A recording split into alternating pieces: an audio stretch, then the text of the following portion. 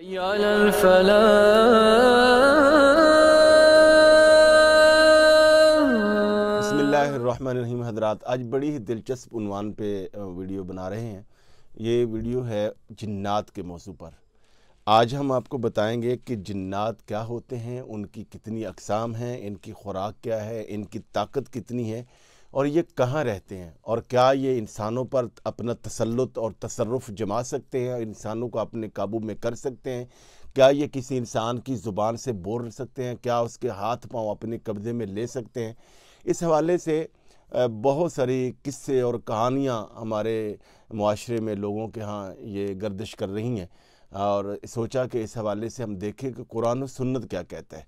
कुरान और सुन्नत की रोशनी में जब हमने इस पे गौर किया, तहकीक की, और तो ये चीज़ सामने आई।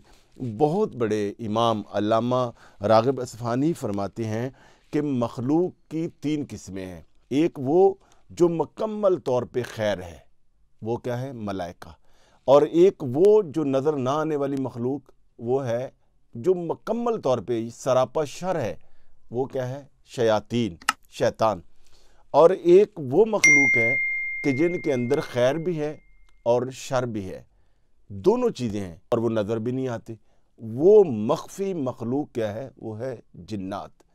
जिन को जिन भी इसलिए कहते हैं कि वो मख्फी होता है, नज़र नहीं आता। जिन्नात के वजूद पर उलमाए इस्लाम का इस बात पर इत्तेफाक है कि इनका वजूद है। हज़रत अमर बिन आस रज़ी अल्लाह ताला फरमाते हैं कि अल्लाह जल्ल शानू ने हज़रत सैयदना आदम अलैहिस्सलाम से 2000 कबल जिन्नात को तख्लीक फरमाया। ये बहुत पुरानी मखलूक है। और नबी अलैहिस्सलाम ने यह भी फरमाया कि इनकी तीन किस्में हैं। बड़ी जो मेन अक़साम है वो तीन है, और फिर आगे सब टाइप्स भी इसकी मौजूद हैं, यानी छोटे छोटे ग्रोह भी मौजूद हैं, मगर बुनियादी तौर पर इनकी तीन अक़साम हैं। और वो उनमें फरमाया, एक वो है जो परों वाले हैं, यानी उड़ते हैं और ये आसमानों की तरफ भी जाते हैं, ये फरिश्तों की बातें उचकने की कोशिश भी करते हैं, इनको आगे से सहाबे साक़िब पढ़ते हैं। और एक जिन्नों की किस्म वो है कि जो कुत्तों और बिल्लियों और सांपों की शक्ल धार लेते हैं। और एक वो हैं, हुज़ूर ने फरमाया, कि जो कूच कर जाने वाले हैं और ये क़याम भी करते हैं, यानी हमारी तरह ये आबादियों में, बस्तियों में रहते भी हैं, और ये जब दिल करता है और वहाँ से कूच भी कर जाते हैं। और बाकायदा इनका जो ठिकाना है वो ज़्यादातर ये जंगलों में, वीरानों में, पहाड़ों में, या गंदगी वाली जगहों में, जैसे कि वॉशरूम में, या और जहाँ कपड़े ज़्यादातर पड़े रहते हैं धोने वाले, गंदगी वाले, तो वहाँ पर ये कसाफत पर, गंदगी पर जो वो जमा होते हैं। यही वजह है कि रसूल पाक सल्लल्लाहु अलैहि वसल्लम ने फरमाया कि जब तुम वॉशरूम जाओ, ये पढ़ो औज़ु बिल्लाहि मिनल खुब्स वल खबाइस। तो फरमाया कि तुम इनकी खबासतों से महफूज रहोगे। जिन हमें देखते हैं, हम इनको नहीं देख पाते। उलमा ने लिखा कि अंबियाए कराम इनको अगली असली शक्ल में देखते हैं। बाद ने उलमा ने लिखा कि बाद अल्लाह वाले, अहलुल्लाह, औलिया, बड़े आला दर्जे वाले, वो इनको देख सकते हैं, वरना ये किसी को नज़र नहीं आते। और हमें ये देखते हैं। और जन्नत में इसका बिल्कुल उलट होगा कि हम इनको देखेंगे, ये हमें नहीं देख सकते। और उलमा ने लिखा कि इसमें भी अल्लाह जल्ल शानू की हिकमत है कि अगर हम इनको देखते तो हमारा इनके साथ रहना मुश्किल हो जाता। हम इनको देख नहीं सकते, मगर इसका ये मतलब नहीं है कि इनको देख नहीं सकते तो इनका इनकार कर दे। बेशुमार ऐसी चीज़ें हैं जिन्हें हम नहीं देख सकते। बैक्टीरिया को हम आम नज़र से नहीं देख सकते। हाँ जी, अभी ये कोरोना वायरस आया है, पूरी दुनिया में उसके वजूद को तस्लीम किया गया, मगर हम उसको देख नहीं सकते। तो एक वक्त आ सकता है, मुमकिन है कि साइंस इतनी तरक्की कर जाए, जैसे बैक्टीरिया को देख लिया है आलात के ज़रिए, कोरोना को देख लिया आलात के ज़रिए, इसके लिए भी कोई आला निकल आए। मगर अभी तक जो कुरान और सुन्नत ने बताया है वो मौजूद है, मगर साइंस इस इल्म को और इन जिन्नात के वजूद को समझने के लिए अभी तक कासर है। अब हम इस बात की तरफ आएंगे कि ये खाते क्या हैं, ये पीते क्या हैं। हुज़ूर नबी पाक सल्लल्लाहु अलैहि वसल्लम ने फरमाया कि जिन्नात जो है ये हड्डियाँ खाते हैं, क्योंकि ये आग से बने हैं, फास्फोरस से बने, फास्फोरस इनकी ग़िज़ा है, तो हड्डियाँ खाते हैं, गोबर खाते हैं, तो ये इनकी खुराक है। यही वजह है कि हुज़ूर नबी पाक सल्लल्लाहु अलैहि वसल्लम ने फरमाया कि हड्डियों के साथ तुम इस्तिंजा ना करो, क्योंकि फरमाया कि ये तुम्हारे भाई जिन्नात की ग़िज़ा है। जिन्नात के हवाले से जो ये भी कहा गया है, उलमा ने कहा कि जिन्नात जो हैं इनका जिस्म कसीफ होता है, इन्हें सर्दी भी लगती है, इन्हें गर्मी भी लगती है, इन्हें भूख भी लगती है और प्यास भी लगते हैं। बाकायदा ये शादियां करते हैं। और जो नेक जिन्नात हैं इनमें मैंने बताया पहले कि इनमें मुस्लिम भी और नॉन मुस्लिम भी है। जो मुसलमान जिन्नात हैं वो नमाज भी पढ़ते हैं, वो कुरान भी पढ़ते हैं, और ये कुरान और नबी अलैहिस्सलाम की शरीयत के मुकल्लफ हैं। जैसे हम मुकल्लफ हैं वैसे ये मुकल्लफ हैं। अल्लाह जल्ल शानु ने सूरह ज़ारियात में फरमाया, वमा खलक़तुल जिन्ना वल इंसा इल्ला लियअबुदून, हमने जिन्नों और इंसानों को इसलिए बनाया है ताकि ये हमारी बंदगी करें, यानी इबादत करें। इसलिए यही वजह कि ये हज भी करते हैं, ये तवाफ़ भी करते हैं, ये खाना काबा में भी हाज़िरी देते हैं और ये नमाज भी पढ़ते हैं। जिन्नात की बहुत ज़्यादा ताकत है। हज़रत सुलेमान अलैहिस्सलाम के हवाले से सूरह नमल में मौजूद है कि जब मलका बिल्कीस उनको मिलने के लिए आना चाह रही थी तो उनका एक बहुत बड़ा तख्त था और ये 1500 मील की मसाफत पर पड़ा हुआ था। तो आपने फरमाया कि कौन लेके आएगा?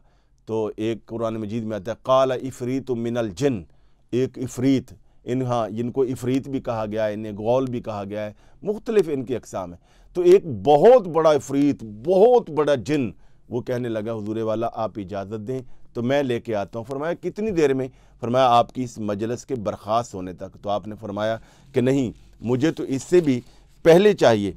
तो फिर वहाँ आता है कुरान मजीद में, अल्लज़ी इंदहु इल्मु मिनल किताब, फिर वो बोला, उसने हाथ खड़ा किया जो आपका एक शागिर्द था, आपका एक उम्मती था, अल्लाह वाला था, जो उस वक़्त की किताब या सहाइफ का आलिम था।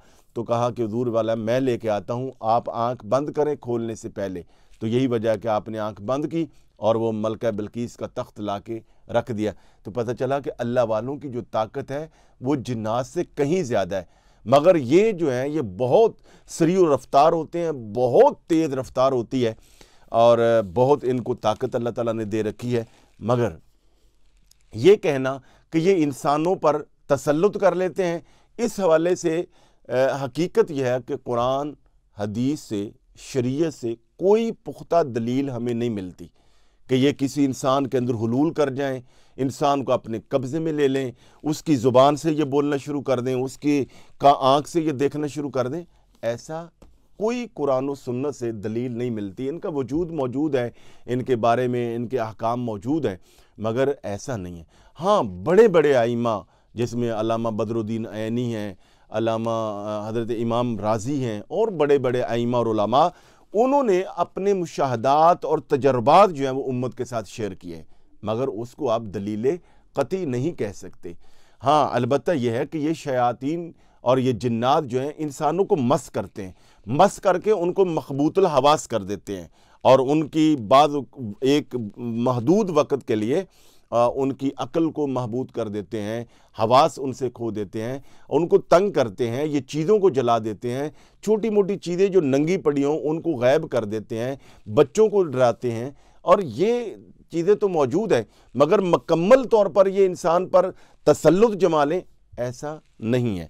इस हवाले से अल्लामा गुलाम रसूल सईदी अलैहि रहमा की ये किताब है शरह सही मुस्लिम जिल्द 7, इन्होंने इन्होंने कहा कि अगर इस हवाले से जिन्नात का ये तसर्रुफ़ मेरे मुशाहदा में नहीं आया, मैं सिर्फ़ इस वजह से इसके ख़िलाफ़ नहीं हूँ कि ये मेरे मुशाहदा में नहीं आया, बल्कि मेरे नज़दीक ये नज़रिया इंसान की ज़हनी जिस्मानी आज़ादी और उसके मुकल्लफ़ होने के ख़िलाफ़ है कि अगर ये कह दिया जाए कि ये इंसान के जिस्म और आज़ाब पर ख़बीस जिन्नात जो है मुकम्मल तसर्रुफ़ कर लेते हैं, तसल्लुत कर लेते हैं।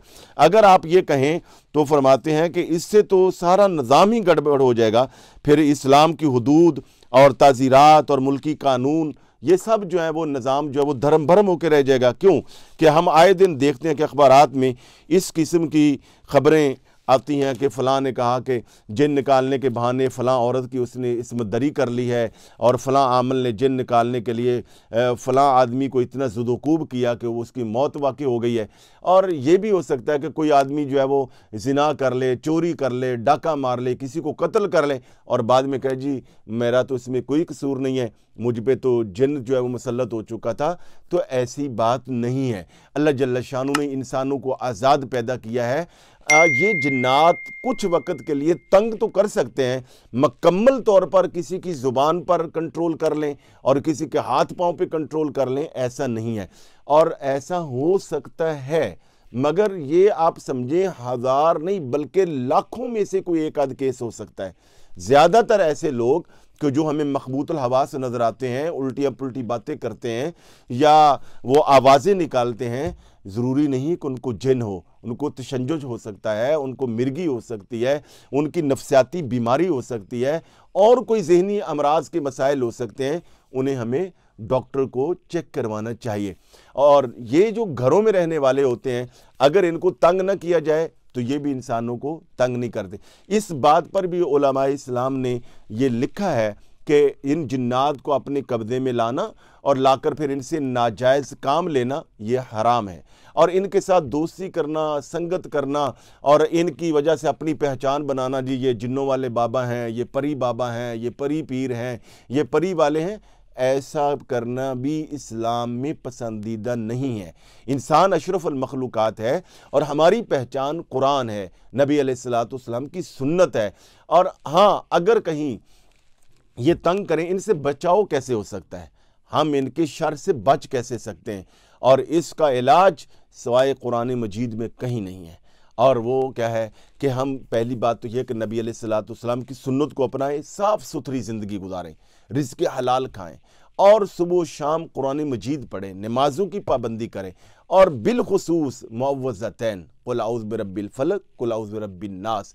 ایک صحابی کہتے ہیں کہ حضور نبی پاک صلی اللہ علیہ وسلم نے ہمیں بتایا کہ شیاطین سے، جنات سے بچاؤ کے لیے آیت الکرسی بہترین وظیفہ ہے، اور جو شخص آیت الکرسی پڑھتا ہے، صحابہ کہتے ہیں کہ دم دبا کے وہاں سے بھاگ جاتے ہیں، جیسے گدے کی ہوا خارج ہوتی ہے ایسے یہ ہوا خارج کرتے ہوئے نکل جاتے ہیں۔